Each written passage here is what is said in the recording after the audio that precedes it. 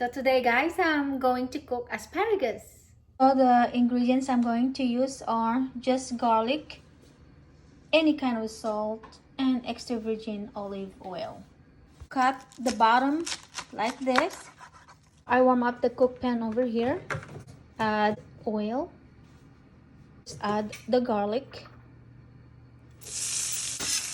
Let it cook until the garlic is golden brown. And I'm going to put the asparagus now. And to those who like pepper, you can add pepper also. And add 1/2 tablespoon of salt. Just get mixing them. Love asparagus because eating asparagus gives you a lot of health benefits. And that's it.